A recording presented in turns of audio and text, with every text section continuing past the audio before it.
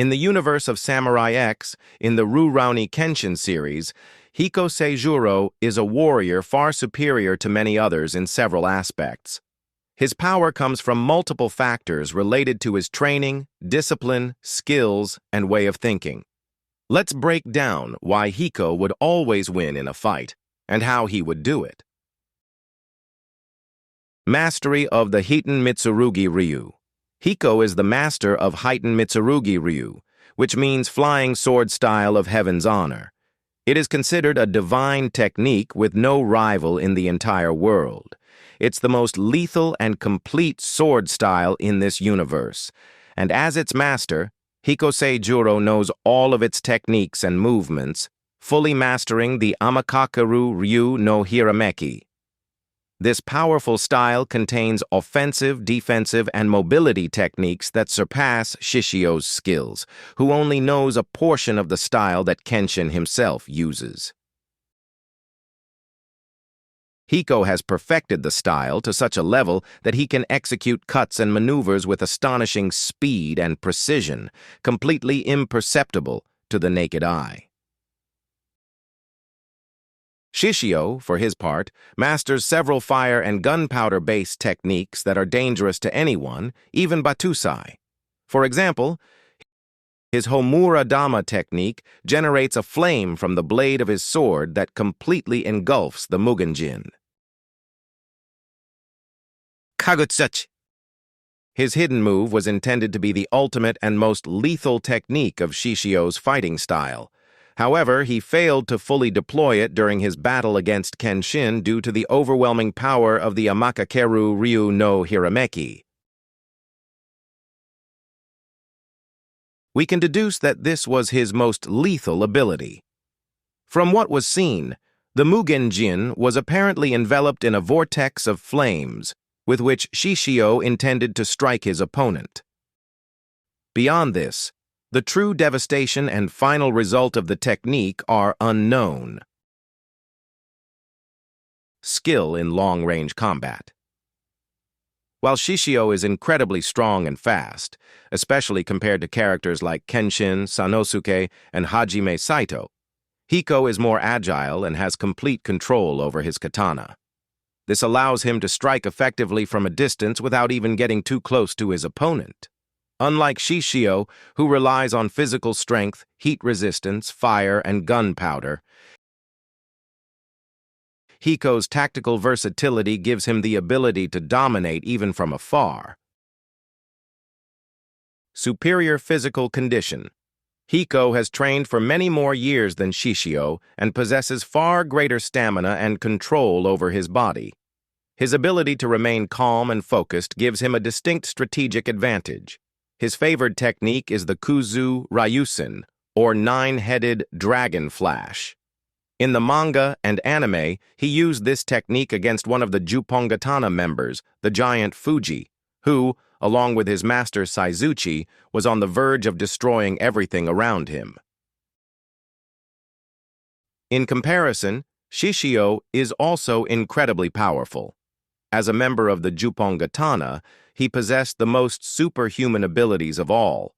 However, he is limited by the burned state of his body, which drastically affects his stamina during prolonged battles, and as such, this constant weakness is always present. Resistance to heat and pain. As we've mentioned, Shishio possesses incredible heat resistance thanks to his burned body, but this is only a circumstantial advantage. I say in some circumstances because Makoto suffers from hyperthermia, an abnormal increase in body temperature caused by the severe burns that cover almost 90% of his body. To cope with it, he must constantly change his bandages and bathe in hot springs to maintain a tolerable body temperature. Although he can withstand high temperatures, his sweat glands are destroyed. Because of this, his body runs the risk of overheating and literally combusting if he pushes himself too hard. Because of this, Shishio can only engage in physical activity for a maximum of 15 minutes. Hiko, on the other hand, has no such limitations. He can dedicate himself completely to combat without his body or the environment affecting him. His superior mental and physical resilience makes him much more lethal in the long run. I have a video in which I'm delving deeper into the true meaning of this mental resistance and resilience. However, it's in Spanish, so I promise to upload it in English soon. For now, let's continue. Control of his energy, or Kai. Hiko is an expert in controlling his internal energy, allowing him to execute movements with blinding speed and flawless efficiency. His reflexes far outclass Shishio's.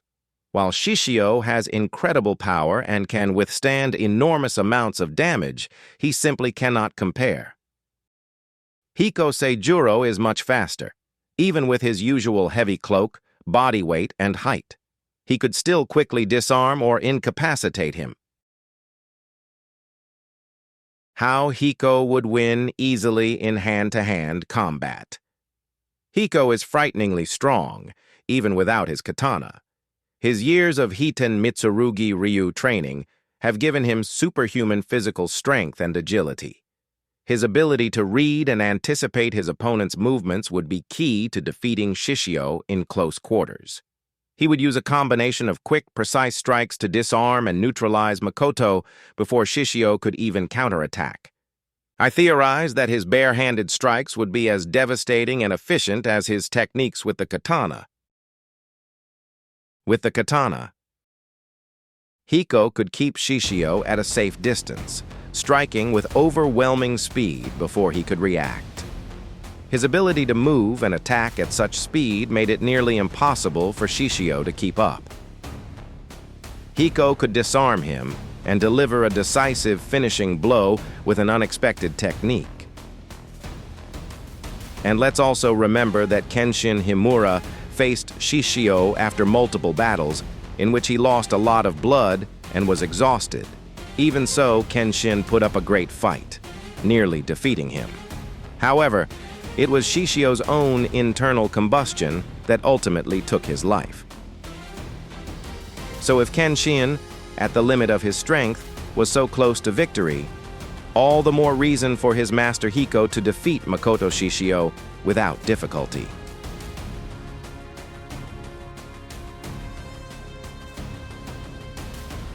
I want to thank you all for your continued support and presence, whether you're a subscriber or visiting for the first time. Your support helps this channel stay strong and continue to grow. Thank you very much, indeed. If you'd like to see the second part of this analysis, let me know in the comments and I'll do it. I'll be posting the full Hiko Seijūrō analysis in English soon, so stay tuned. I also recommend checking out other Rurouni Kenshin or Samurai X theories.